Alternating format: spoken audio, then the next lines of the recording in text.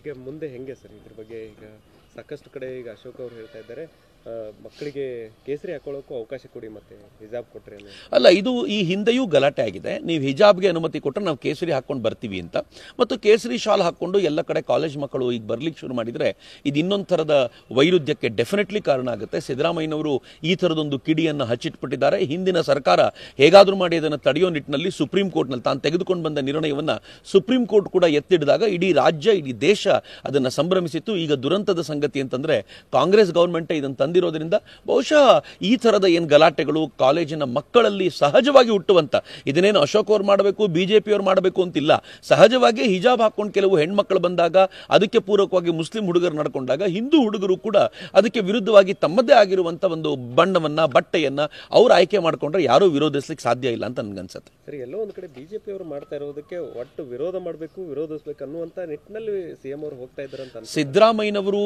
ತಾವು ಬಂದ ಅತ್ಯಂತ ಕಡಿಮೆ ಅವಧಿಯಲ್ಲೇ ನನಗನ್ಸುತ್ತೆ ಇಡೀ ದೇಶದಲ್ಲಿ 6 ತಿಂಗಳೊಳಗೆ ಅಧಿಕಾರಕ್ಕೆ ಬಂದ 6 ತಿಂಗಳಿಗಿಂತ ಕಡಿಮೆ ಅವಧಿಯಲ್ಲಿ ಜನರಿಂದ ತಿರಸ್ಕಾರಕ್ಕೆ ಒಳಗಾಗಿರುವಂಥ ಮತ್ತೊಂದು ಸರ್ಕಾರ ಈ ದೇಶದಲ್ಲಿ ಇರಲಿಲ್ಲ ಅಂತ ಸಿದ್ದರಾಮಯ್ಯನವರ ಸರ್ಕಾರ ಹಂಗಾಗೋಗಿದೆ.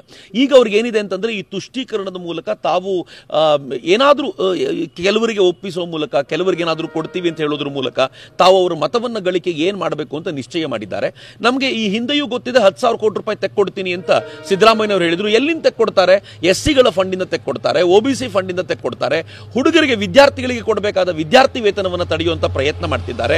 ಇವೆಲ್ಲವನ್ನು ನೋಡಿದ್ರೆ ನನಗನ್ಸುತ್ತೆ ಸಿದ್ದರಾಮಯ್ಯನವರು ಒಂದು ರಾಂಗ್ ಪಾತಲ್ಲಿ ನಡೀತಾ ಇದ್ದಾರೆ. ಕರ್ನಾಟಕಕ್ಕೆ ಡೆಫಿನೆಟ್ಲಿ ಒಳ್ಳೇದಲ್ಲ.